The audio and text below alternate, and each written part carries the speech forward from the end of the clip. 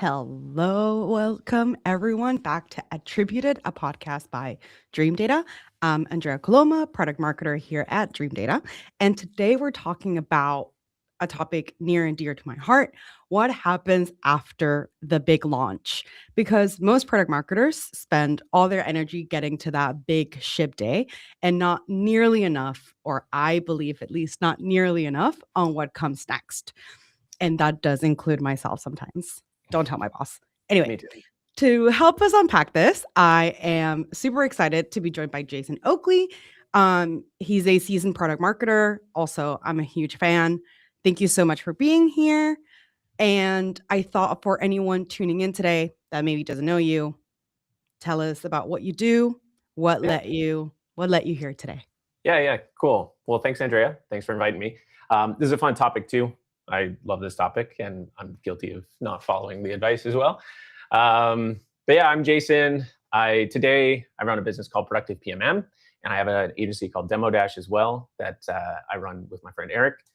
And my career, I've been in B2B SaaS my whole career. I've done sales, CS, and marketing, and most of my career was as a product marketer.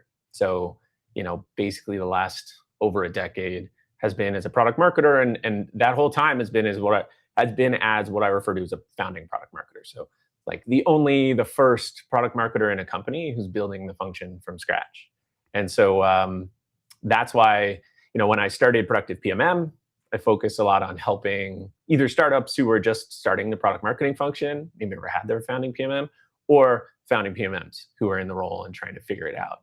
And so, yeah, that's what I do today. I create resources, I do coaching. I have a coaching program called The Foundry, and I love talking about building product marketing. And you have tons of templates too. Yep, In your I do. jetpack, Yeah. fantastic newsletter. Thank This you. can just become a podcast about about I'll let about you do you that. I appreciate and it your work.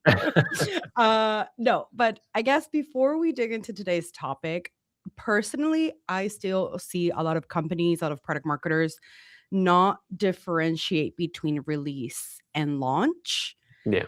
So why do you think, or do you think that distinction matters? I do.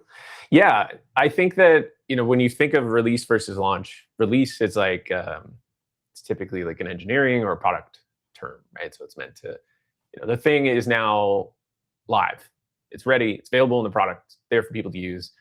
The product and engineering side is like they're finished, they release it. Whereas a launch, the definition I like is a launch is meant to drive value for your business and for your customer. And so for the business, it's like you could have something new in your product, but unless it's helping drive revenue or it's making your customers more sticky, right? It's getting used, like that's not driving any value for your business. And for your customers, think of why do they buy your product in the first place? Is to get some output or outcome or benefit. And a launch should help them get more of that, right? So when you launch your product to them, if they're not using it, if they don't know that it exists, they can't get any value from it. And so that's why I think a lot of times, they are two different things. And a lot of times people think they need to happen at the same time, or that a release means it's launched, and it's not the case. Because I think that, Julie Grondin is a great product marketer. She presented once at a PMA conference. And she talked about this idea of product marketers launch information, not products. And it's the launch is this idea of launching information in a way. It's making sure people in your company are prepared and ready to like sell it, to market it, to support customers who now need to use it. And then that your customers now have the information of, okay, I know what this thing is. I know I should care about it. I know how to use it. And so I think they are two different things. And I think that product marketers, often the launch part is like a box to check, and it's just like an afterthought. And it needs to be thought of as different. I think so. I could not agree more. But now that so like maybe let's try and define what does a launch look like today. I'm assuming also because you do coach a bunch of founding PMMs and solo PMMs, like what are you seeing that a typical launch looks like today in the B2B Yeah. space? I would think like most launches are like a launch day, right? So, there's a day or a series of days, maybe a week where you've got your checklist, your bill of materials, and you're going through it, right? And so it's like blog post live, email out, LinkedIn post posted, published, and so that's what a launch typically looks like. I would say it is making sure that on the day of you're like announcing it, and not many launches, at least the ones I see, have clear metrics or like KPIs associated with them, past more like after the fact reporting on how much traction or maybe how much revenue came in from it. But like up front when it launches, there's not a lot of metrics set or goals set for that launch. And there's not a lot that happens after launch day. So it's like this like launch day or week, and there's a lot of boxes to check, but it's more so looked at as like, are those things checked? Is everything live and published? And then the launch is a success. That's how most launches I see. So what, like when a launch quote unquote goes well, that Yeah, usually means all all of the boxes are we checked. yeah. So Like, we yeah. go ahead, go ahead. No, I think yeah, it's like if the launch goes well, it's like did everything get done? Yeah. Did everything get done? And maybe it's like, is there a feeling like people are interested in it on LinkedIn or whatever social media platform? Like, I don't know. You tell me. Is that like? Do you think differently? Do you see anything different? No, I see, and like if I have to be really frank, like PMMs, at least I don't believe PMMs should only be doing launches. So I can Right. definitely be, I personally can find myself sometimes with so many things, and like I'm just a girl, so I can find myself doing a lot of things, and if it's maybe like a tier 3 launch, it's like, you know what? We're just going to silently tick these boxes and Sure. Yeah. just move on because like we have other things that are more impactful to do. But that being said, I do, when I speak to like peers, I can see that this is sort of this hamster wheel that a lot of us get stuck in. I do try for like the big launches, I do try to like unstick like myself from that. Yeah. But I think it's a very easy pattern to fall back into. Um Hmm. Personally. But I Yeah. do try. I think it just because it requires a lot of discipline, from, already starting with the work they have to do with product managers. One of the things that you mentioned, for example, were KPIs, right? Like, it has to start already there. If you don't know what metrics, you're trying to drive with this launch, writing a blog post, like, by the time that you're there, it's too late. Yeah.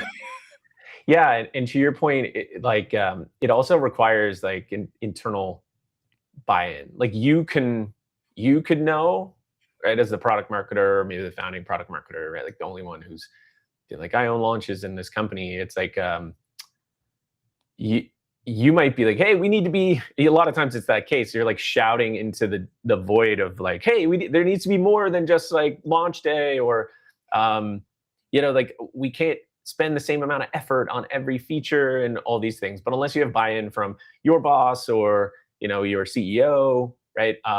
It's really hard to be like, hey, everyone, we got to take a beat and like think about the goals of this launch. 100%, because you also can't set, like, product marketers cannot be expected to set those goals by themselves, right? Like, Right. Yeah. It's a lot of times people are like, oh, how do I like set goals for a launch? It's like, okay, well, talk to your boss or talk to your, right. Like you need to, if you do it in a vacuum, then yeah, it's just kind of like your goals and no one else has bought into them. Whereas if your CMO, for example, is like, cool, like this launch is happening and we're expecting this amount of revenue or this like attachment rate on that feature, then it's like, all right, well, that's the purpose of this launch, is to drive that, right? yeah. Whereas a lot of times it just ends up like the purpose of the launch is just to make it look like we're launching new stuff, Mhm. and so then you don't know if the launch went well or not. You just know if I it's think done. it's I think also for, KPIs also, at least to me, inform the activities of a launch. So for example, Right. like you can have a product where you're not going to expect a lot of product usage just because of like the inherent nature of the feature. Maybe it's like a, something that promotes like self-serve during onboarding. Like your customers Yeah. are like your users are not onboarding every day, right? So like you can't be like, okay, now I'm gonna judge it on like product usage, right?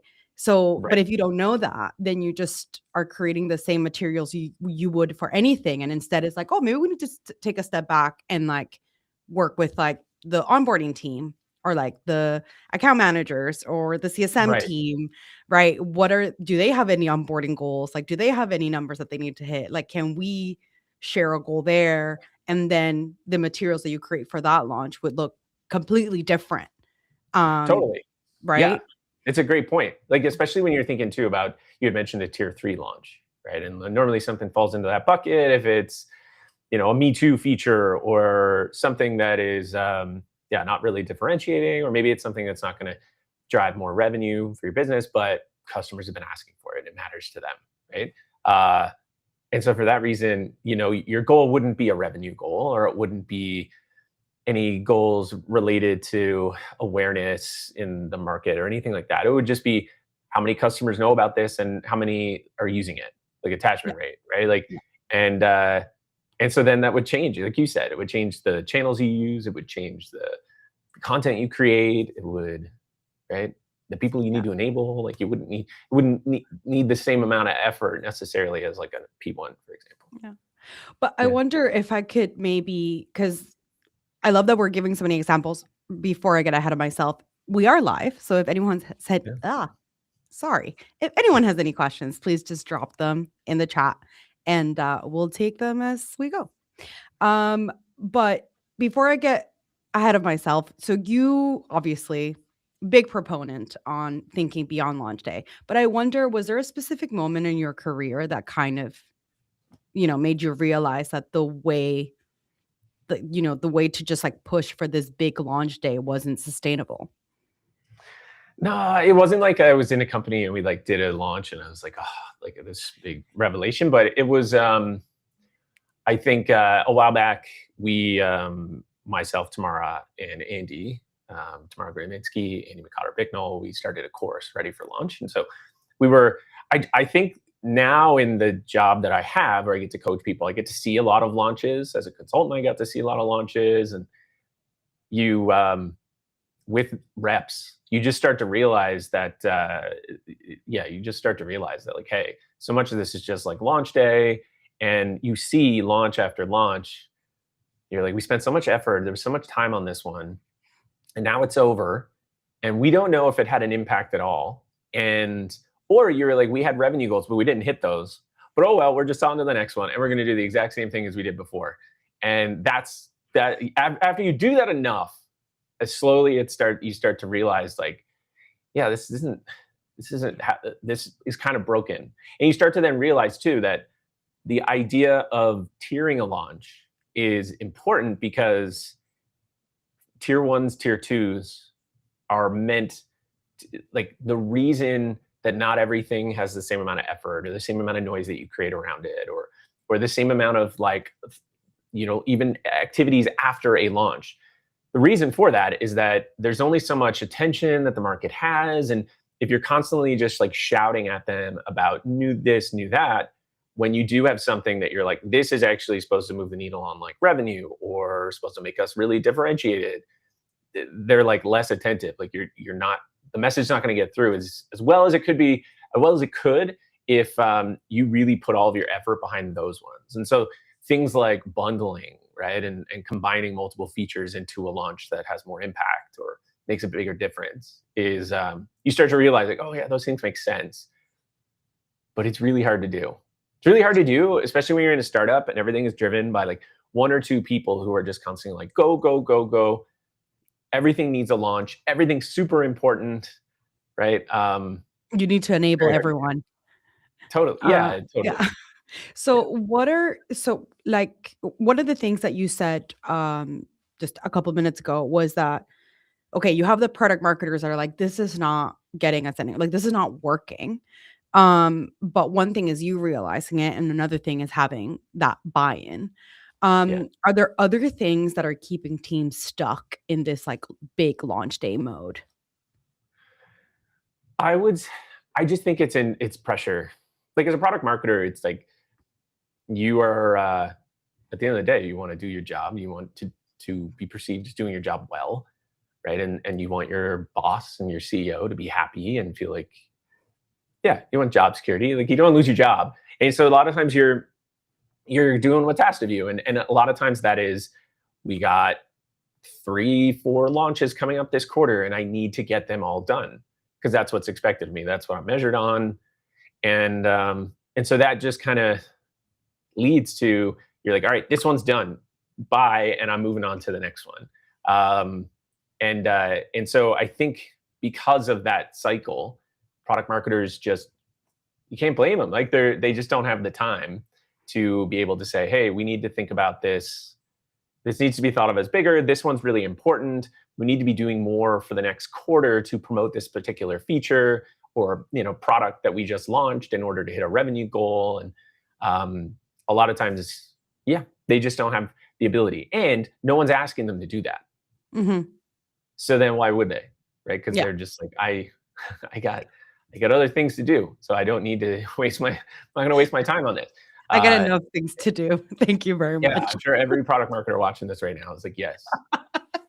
Tell me they're like, "Okay, guys, move on to the part of telling me something I don't know." Yeah, exactly. But then what does good look like? Okay, so the answer is not just keep launching. So what are the PMMs that you coach or the ones that you work with or you yourself who are driving these like business results? What are you doing differently? What does that look like? Yeah, I think that it's the so one is I think that you're probably doing less launches, and you're doing more bundling of saying like, hey, we are going to do. It's not me saying that you need to do like quarterly launches where you do like a quarterly launch like a Salesforce or something like that, but you do look to do more bundling where it's like not every little release needs to be something that we're shouting about, and do it, and you just save them up a little bit. Like you save them up more, and then every launch is more impactful. But I think that it's I think like give you an example for example, right? I find like Notion. I'm often sharing a lot of their stuff in my newsletter because I find that Notion does a really good job of after they launch something, they're constantly sharing, they're constantly talking about it. So you can see with a lot of their like new AI features now that they're launching after the fact, what feels like for weeks, there are multiple different like use case videos that they're dripping out there. Like they're just launching their custom agents feature now, and you're just seeing all of these different use case videos and templates, and there's something that's like bigger to this launch where it's, yeah, sure, the feature is live, and I'm sure that there was beta people using it, and like launch day is just like one blip in this larger launch, but you're continuously seeing them like, oh, there's an interesting way of how they're using that. Or, hey, there's like the head of product marketing at Notion who is showing me how Notion's team uses a custom agent to create stories for the agent launch that they just did. Right. So it's like this bigger thing that extends beyond just a launch day. I always think like a really good example is if you look at like an author and how they do a book launch, and like there's a day when their book launches, but a book launch is like, it's like a year thing where they're doing like a launch tour and they're touring around and they're doing like everything just to promote this one book. And I think that it's not to say you have to take a whole year and have this like long drawn out launch plan, but a launch plan is more than just launch day, and there's like all these sequences of events that are associated with that launch. And it's not to say you have to kind of mirror that exactly. But if you take that idea, and even if you do it over like 3-month period of launching your product where you're like, okay, this is launch day, but we have these different, whether it's customer stories that we're going to share, right? Or we have these different use cases we're going to highlight over the next month or a couple of months or 3 months. And you have longer term goals around it of like over the next 3 months, and then the next 6 months, this is the revenue goals we need to hit. I think that though the companies that do it that way are much more like successful with those launches. And I think that the only way that that's possible if you really do tiering well, where Yeah. you're like, we do a tier 1 and we can only handle a tier 1 like every 3 to 6 months, right? We only do like 2 or 3 of these a year. And we don't waste a lot of marketing effort on like 3s and 4s. And we kind of save those up and bundle them in and that sort of thing. Yeah. I wonder, so I'm a bit conflicted, Jason. Cool.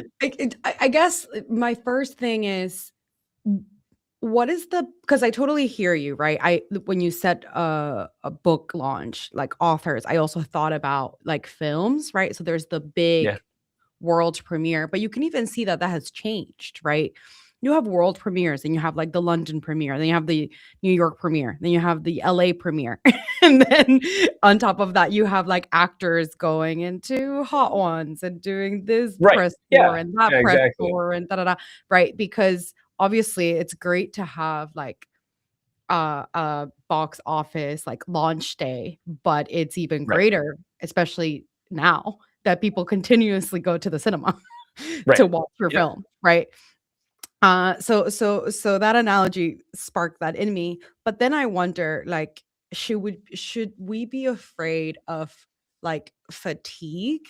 I'm just thinking like constantly. So you used Notion as an example. So like what now every week we're going to send like a new newsletter with a new use case about this product that we're launching. Like, should we be scared that do people even care? Are they going to open it if it's like the same as it was last week?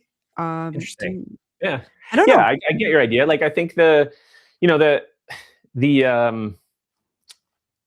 if you think that your like your audience, right? You have an email list, maybe you have like X number of people you could hit on LinkedIn and you have your different channels. And you could either fatigue them with something different like a new feature every month, right? And hope that one feature hits.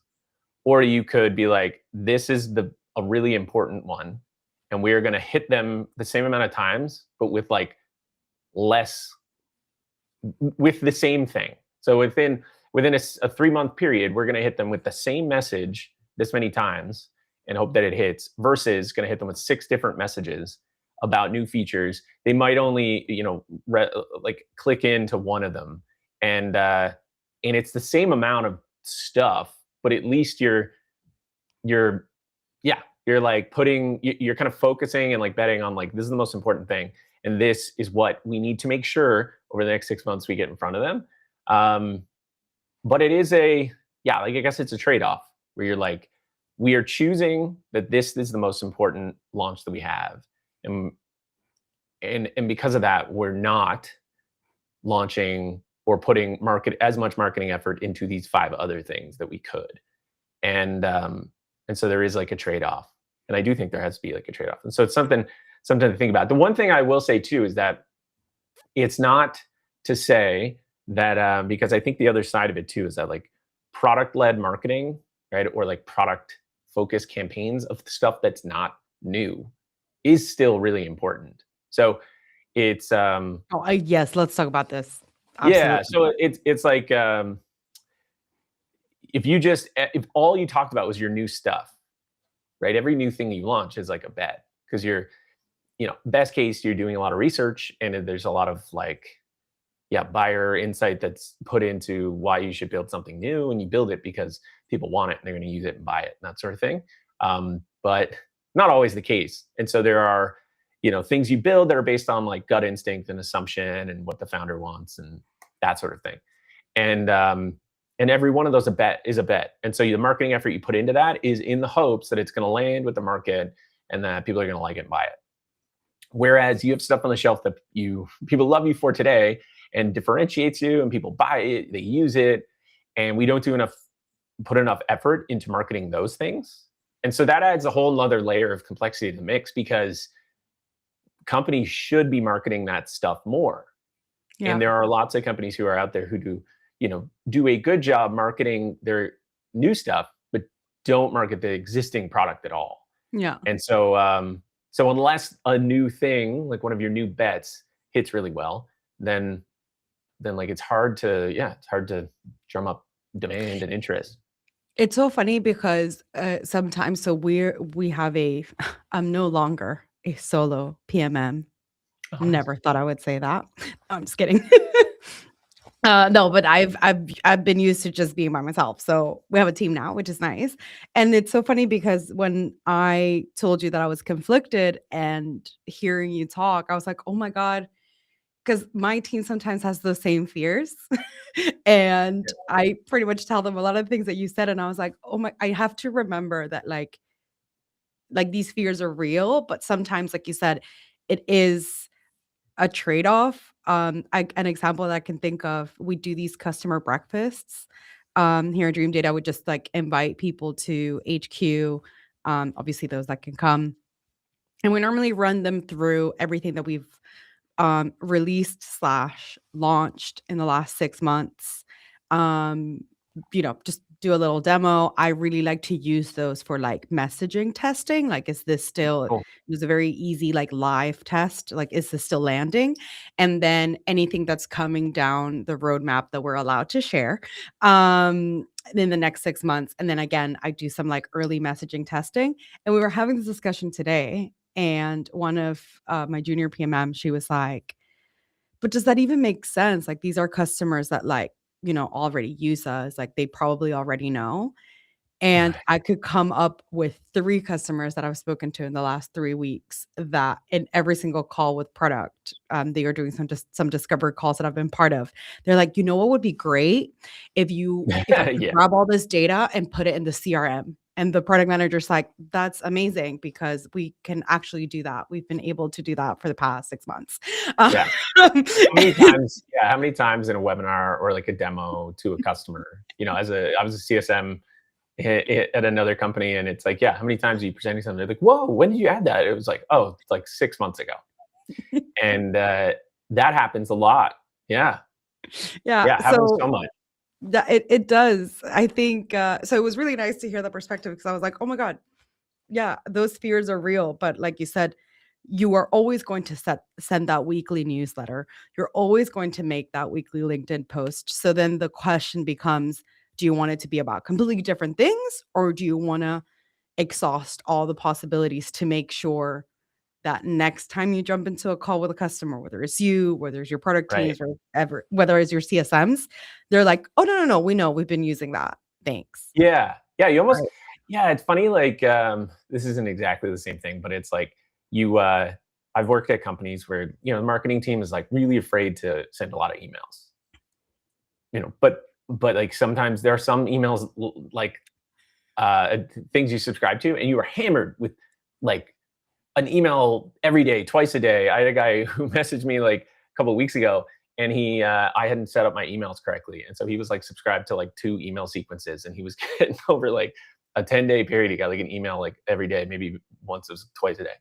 And I was like, how has no one told me about this yet? And I think it's because you can, we worry a lot about like sending too many emails, or like, hitting, or like repeating the same thing too many times. And I think that we could do more of it. Like, I think most B2B SaaS companies are on like the conservative side of being like, we can only send 1 email a week. Right. And I think that, yeah, if you're doing a launch, I do think we could hit them with the message more often. Yeah. Yeah. Yeah. Just wanted to remind those that are joining us live, if you do have any questions, please feel free to ask away. Great. So now let's say we know we've taken that step back. We're like, this is not working anymore. What are some of the sort of maybe practical tips to actually get that buy-in? Because as you said, like, and we say this about our customers all the time, right? Our customers just want like a pat on the back, like a little thumbs up from their boss and be like, "Good job today," you know? Yeah. And we want the same. So if we're not being measured, like if we're being measured by 4 launches per quarter, that is what we're gonna deliver. So Right. how do we bring in the rest of the organization to see the light with us? Yeah, it's hard. It's almost like convincing you need to do over time. So there was a one product marketer I was coaching recently, actually, and yeah, they had like there was I think it was around launches he was trying to convince his boss of, and I think it was more around the idea of I think what he was trying to do was with their launches because they used to do quarterly launches like a lot packed into one, and they used to just do one big kind of like more like launch day. There's a launch event. Boom. We like hit you with like a million different things, and that's it. And he was hoping to um, lengthen it a little bit so that it was like their quarterly launch was like a multi-month or a week kind of um, campaign. And he wanted to focus on different use cases and like some of those different capabilities each week. And I for him, it was a matter of like doing a test and being able to see like, hey, look what happened here, and using that as then like the thing he used to say during every week was like, oh, my boss is starting to realize, or like my founder is starting to realize that. And I think that what I was hearing is like, oh yeah, this is a thing that takes time. It's you can't come in and lay out a bunch of information and just kind of convince them by being like, I'm a product marketer and I know what the way it should be done and all that. You kind of do just need to be like, hey, for this launch, why don't we try this? Right? Here are my reasons why, but why don't we try it as a test and we'll see how this works? Like, so instead of launching these two separately, why don't we try bundling them with these two for this quarter and try bundling them into one? Here's like the story that we'll tell, or here's the narrative, and here's how they kind of blend together anyways, and here they have the same theme, so it makes sense. Why don't we try that and see how it goes? And or you take the same approach to multiple things, but I think it happens that way. Like I think it's like a gradual thing. Same thing happens when product marketers go into a company and they want like a better launch process. Mhm. They're like, today it just feels like product is just throwing new things over to us and we have like a couple days to respond and launch it. um, I always tell them it's like you can have all kinds of great templates and systems for it, but you can't come in and be like, here's the new launch process and this is what we should do, because no one wants. They're like, who are you? What do you know? This process worked for us for so long, that sort of thing. So you need to do it in Got like you. little bits, yeah, and like earn their credit, like earn credibility and kind of bit by bit. So that's how I think. I think that's kind of how you do it. Yeah, so it's, what's it called? It's a marathon, not a sprint, right? Totally. Little Yeah. small goals. Exactly. Um, yeah. So I really like what you said. You used the word campaign. Also about talking about, maybe products that are not new but are differentiating. Um, or, you know, drive upsells, like whatever it is, that should also get some love and not just be stuck in a shelf somewhere. But when you talk about campaigns, I like the idea of thinking of launches in that perspective, because campaigns Mhm. by nature are gonna take a longer time, right? If someone says, "I'm running a campaign," that it's Right. not like a one day run Yeah. up to, right? Um, I guess how long should these launch campaigns last? Like, what happens Yeah. 30, 60, 90 days after the launch Yeah, day? it's a good question. Like, I don't know if it should be the rooted in the time frame so much as what's the goal, right? So if you are launching a new product and you have a revenue goal of like $1 million, right? So um, I guess you could say over the next 3 months we want to generate $1 million from this. Then it's like, okay, well, our campaign should be, you do a work back from that, and you kind of figure out how long and what's needed. So that's Yeah. why I think goals are the kind of a revenue goal or an attach rate goal or an adopt like download goal or whatever you have, um, is important, because if you set that, then you can work back from it, and Yeah. then you'll be like, okay, well, like even when I've launched products, like I've launched a jetpack, which was over a year ago, and I was like, oh, I think I launched it in September or October, and I was like, by Christmas, I want this much in revenue. Yeah. And so then I knew that, like, okay, well, here's the things I'm gonna be doing leading up to Christmas. So I don't. I think that you could have some general ideas. You could be like a tier one for us when you're starting to lay out like your framework for how you're going to do launch tiering. You could be like a tier one. If we give it a P1, then it is going to be, you know, we need this much lead time, and the launch campaign usually will go for 2 months afterwards or 3 months, right? And that sort of thing. Whereas P3 is going to be like it's a week or two, Yeah, yeah, right? yeah, yeah, Yeah, yeah. that's And that's what why I don't know. What do you think? I think that's what I was about to say, and that's why you start with KPIs. Yeah, you got to I start with the goal. Yeah, I think like, and it kind of touches upon what we're just talking about, how to get organizational buy-in. I mean, I will just to hype up Dream Data, like I'm in a very privileged position, I feel sometimes, that I work with people that get it, which is great for me. But I've definitely been in situations with leaders that don't. Right. Um, and I think it goes back to, yeah, like how long do we focus on something, or what channels do we use, or what activities we prioritize? For me, it always goes back to KPIs, which overall for PMM, like we need to know the work that we're doing. Where do we bucket it under? Into what company goals do we have?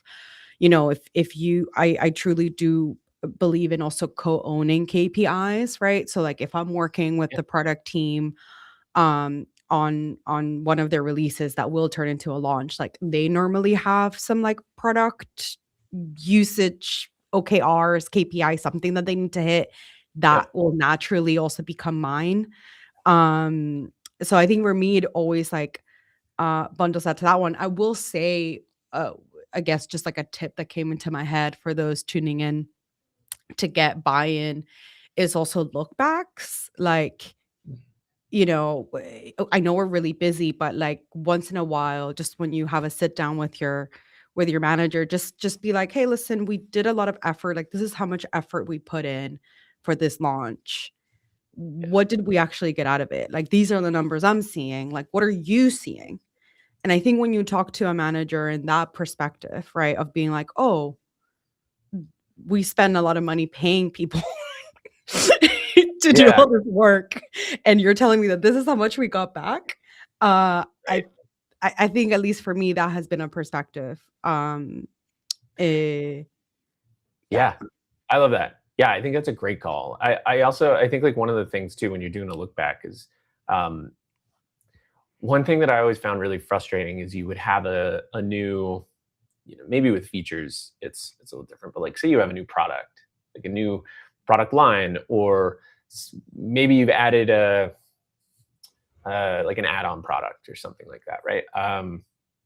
And during you have your launch day, and it's like, okay, well, we're doing all these marketing activities, and we've enabled the sales team so that they know how to talk about this. But then you look back in a couple of months, and there's never like cold outbound about that. Right? There's never a rep who's reaching out to someone talking about that. They still are going to do their same kind of outbound approach. They're still going to use their same pitch deck. You look back and you're like, we did all this effort to enable our sales team around this, hoping this could be like a revenue incremental kind of revenue driver for us, but like no one ever talks about it. Yeah. Um, and so, yeah, that's like that could lead you to be like, oh, our strategy around sales enablement or the way we do go to market with the sales team around these types of products needs to change. Yeah. And it needs to be more around like, we need the sales team to have goals for this add-on product, or Yeah. we need to have something, because Yeah. that's what I find often gets missed in a lot of startups, where they just have their revenue goal, they have their standard playbook that they run, and then you launch something that's new, that's maybe additional revenue potential, but yeah, there's Yeah, you look but back and yeah, and you know what? Like, I completely co-sign everything that you've said, but you know what it is as well? Like, just again, that sort of emotional layer that at least I believe any PMM should think about when they think about their customers. I think sometimes, especially if I look back at my younger years, I think you're scared, right? Because if you come to your boss and you're like, "Oh, we spent all of this like time, energy, budget to do all these like pitch decks and all these training sessions for the BDRs, blah blah blah. Now it's been 3 months. None of them have used anything. Nothing's It's like telling your boss like I'm a failure. Mm, And I think that's a real fear. And I'm not going to pretend that that's not a real fear or that you shouldn't have it, because I've definitely worked at places where it's like, yeah, that definitely backfired. totally. Now it looks bad Yeah. on me. But I do believe that the startups that are going to make it, the places that, get it when you present it as like, this is not a failure on my part, and this is also not a failure on the BDR's part. This is a process failure. Yeah. Um, so I understand that it can be scary, but at least for me, that has been a way of being like, this is not working. So how do we, Yeah. because we are all on the same team. We all want this to work, right? Right. Yeah. I totally agree. I think it's a really great point. Like, it is you're anxious. If you do a launch, you put a lot of effort into it, and then you go and you're like, well, we might have had a target, but if we did, we wouldn't have hit it because nothing you can see here. There's nothing. We checked all the boxes, but none of it's done us any good. Like, there's no results here. And a couple of you had said it basically, where it's like, it's a mindset thing where you are. I always find this is we did a survey a while back, and we asked people a simple question of like, because it was a survey targeted at people who were either like the only product marketer in their company. And we asked them, how do you think of your role as a solo product marketer or a founding product marketer? And some people would choose either or. And I think there's a difference between someone who thinks of themselves as like a founding product marketer, is that you think of yourself as someone who's like a leader who's building a function, not just executing on the tasks associated with it. So if you think of yourself as someone who's building the function of product marketing in your company, then you can look at it, or you'd like for them to look at it, especially as a founder, I'd like for them to look at it as, is this process working? Is our approach to launches working? And if it's not, like, we should try to fix it. And so then I think that one like tactical thing, I guess, is if you are going to do that and you do a look back, which I think is an awesome idea, and you're like, we didn't get the results we wanted from any of these things. Have some ideas. Yeah. So if you're going to go forward and be like, hey, everything here is broken. Don't just be like, it's broken. What do we do? Right? Yeah, you're like, this needs to be fixed. We want to go forward and be like, hey, this is broken. What if we tried this next time? What do you think about that? Right? Could we give that a try? Or here's what I'm seeing. I think that if we took this different approach, it would work better. And I think that a lot of times that part is missed. And so then you're going in and you're being like, I don't know what to do. It's broken. Doesn't work. That's a very good. I'm so happy you said that. Absolutely. A way to get buy-in is to actually bring something that people can buy into, and not just be like, have something for people to buy into. No, absolutely. There's no segue to this, so I'm just gonna say it. AI. Next question. Okay. I was like, maybe it'll come naturally. It's not, so I'm just gonna call it out. AI. So I think one of the obvious questions is that AI can help PMMs reclaim our time. They can help a lot of functions reclaim their time. Is there anything you have seen in practice that you'd like to share? Yeah, I think I have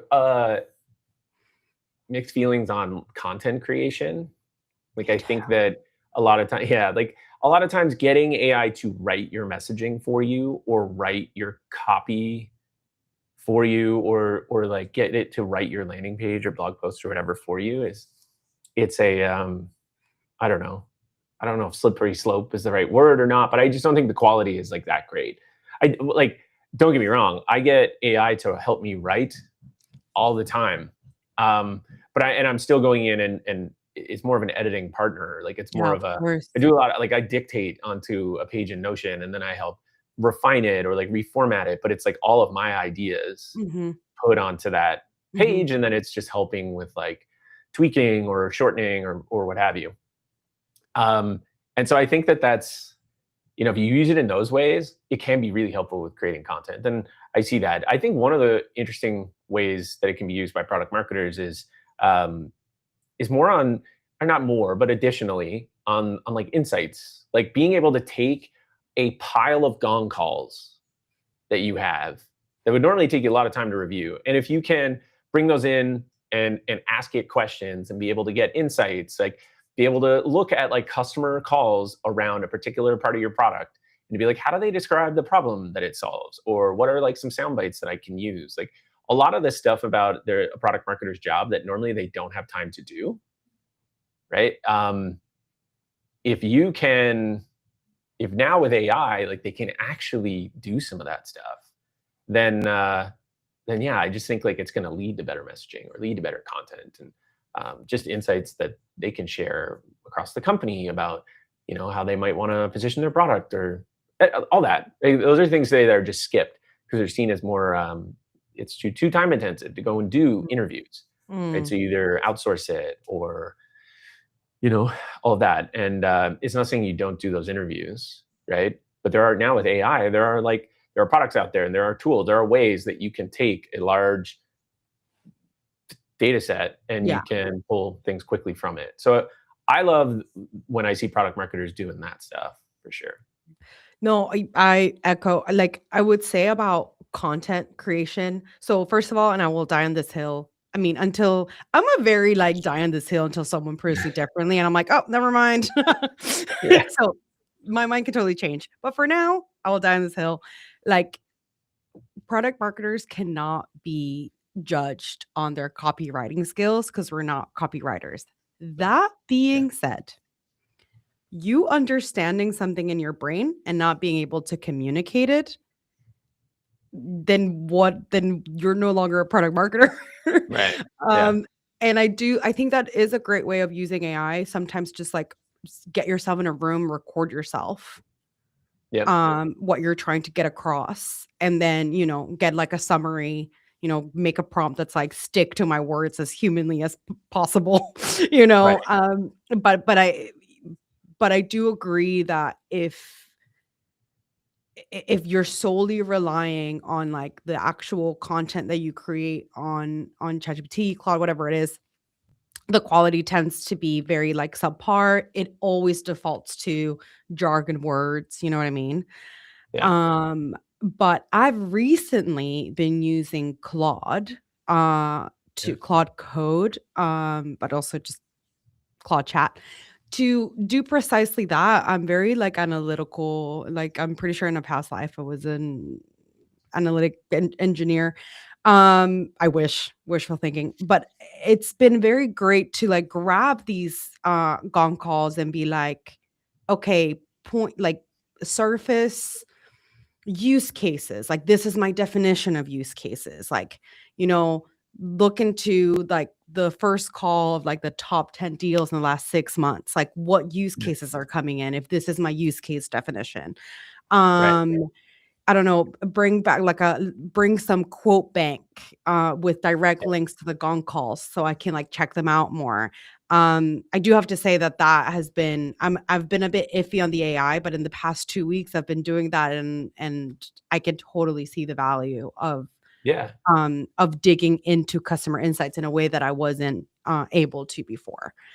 Yeah. Um, but we are Oh, there's a little it's not a question, it's a little statement from Argelia, Tally. Also, AI is amazing to extract insights, not just from the customer-facing interactions, but from actual features, usage, Love that. dashboards. Yeah.